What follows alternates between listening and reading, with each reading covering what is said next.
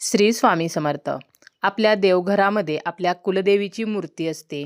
त्याचप्रमाणे इतर देवीच्या सुद्धा मूर्ती किंवा टाक किंवा फोटो आपण आपल्या देवघरामध्ये ठेवत असतो. तसेच आपण श्रीयंत्रसुद्धा आपल्या देवघरामध्ये ठेवलेले असते. तर या श्रीयंत्रावरती किंवा कोणत्याही देवीच्या मूर्तीवरती, देवीच्या टाकावरती आपण जेव्हा कुंकुमार्चन करतो तर त्यावेळेला काही चुका करायच्या नाहीत.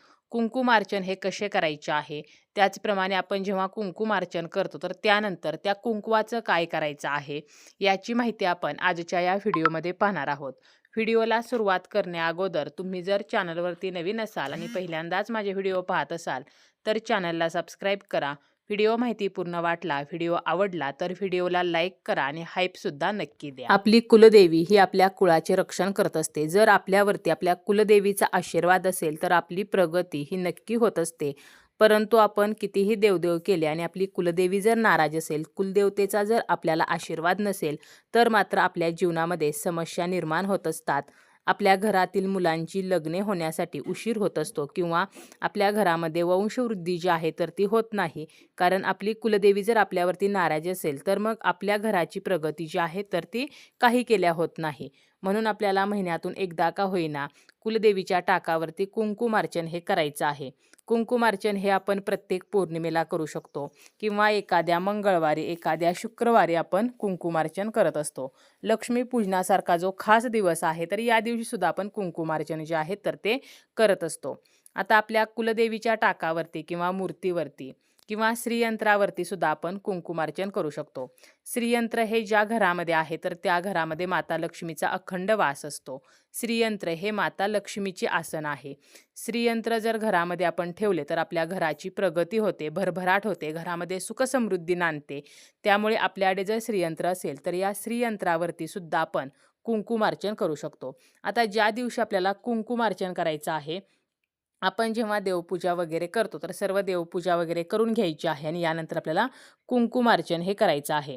आता कुंकुमार्चन आपण जर मूर्तीवरती करणार असू तर त्या मूर्तीला सुद्धा आपल्याला विधिवत अभिषेक जो आहे तर तो करून घ्यायचा आहे.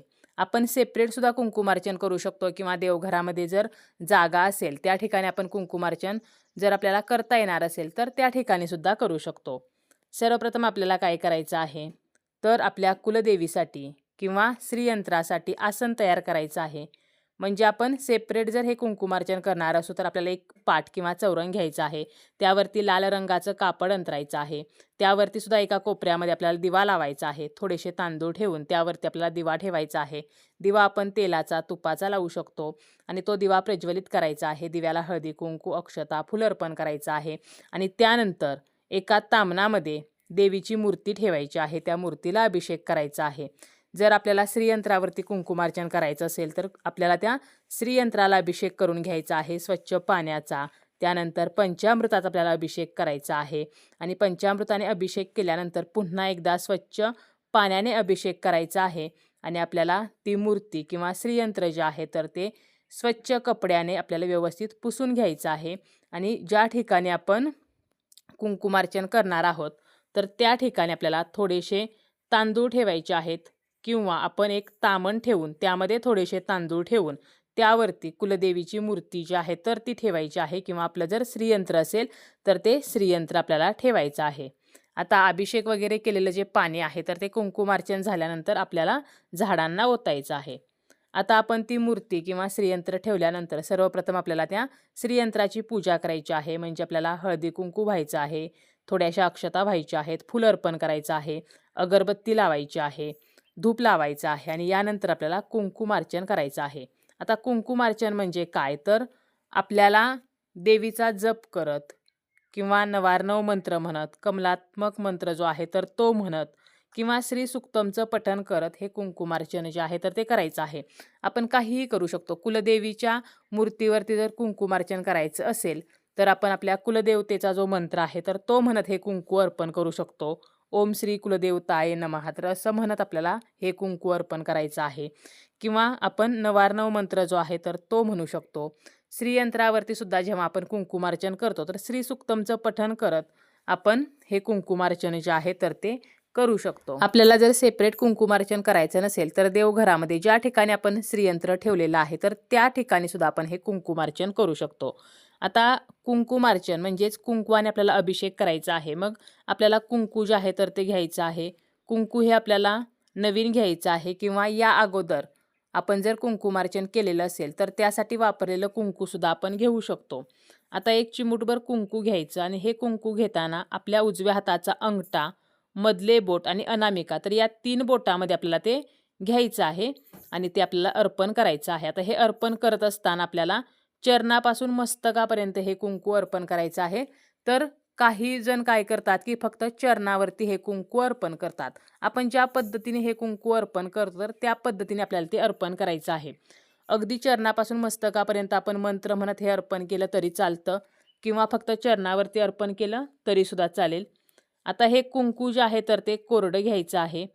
आता हे कुंकू अर्पण करत असताना आपल्याला 108 वेळेला ते अर्पण करायचं आहे किंवा आपण श्री सुक्तमचं पठण करत सुद्धा हे अर्पण करू शकतो. श्री सुक्तम जे आहे तर ते म्हणून आपण हे कुंकू अर्पण केले तरी सुद्धा चालते किंवा कोणताही मंत्र 108 वेळेला म्हणून आपण अर्पण केले तरी चालते. अगदी जर आपल्याला वेळ नसेल तर आपण आपल्या कुलदेवतेचा 11 वेळेला मंत्र म्हणून 11 वेळेला हे कुंकू अर्पण करायचं आहे. म्हणजे एकदा आपल्याला चिमूटभर कुंकू घ्यायचं, मंत्र म्हणायचं, अर्पण करायचं, दुसऱ्यांदा घ्यायचं, पुन्हा मंत्र म्हणायचं, अर्पण करायचं. तर असं 11 वेळेला, 21 वेळेला, 51 वेळेला सुद्धा आपण हे कुंकुमार्चन जे आहे तर ते करू शकतो. आता हे कुंकुमार्चन जे केलेलं आहे तर मग या कुंकवाचं पुन्हा काय करायचं तर हे कुंकू आपल्याला दुसऱ्या दिवशी एका डबीमध्ये भरून ठेवायचं आहे आणि आपण दररोज हे कुंकू आपल्या कपाळावरती लावू शकतो. बाहेरगावी जर आपण एखाद्या गोष्टीसाठी जाणार असू, एखाद्या कामासाठी जाणार असू तरीसुद्धा आपण हे कुंकू जे आहे तर ते आपल्या कपाळावरती लावून जाऊ शकतो, ज्यामुळे आपल्याला आपल्या कुलदेवतेचा आशीर्वाद मिळतो. आपण जेव्हा कुंकुमार्चन करतो तर त्या कुंकवामध्ये आपल्या कुलदेवीचं जे दैवी तत्व आहे तर ते आकृष्ट होत असते. कुंकुमार्चन केल्यामुळे आपली देवी ही जागृत होते आणि जागृत मूर्तीतील शक्ती तत्व त्या कुंकवामध्ये येते आणि जेव्हा ते कुंकू आपण कपाळावरती लावतो त्यावेळेला आपल्याला सुद्धा दैवी शक्ती जी आहे तर ती मिळत असते. स्त्री, पुरुष, विधवा सुद्धा कुंकुमार्चन जे आहेत तर ते करू शकतात.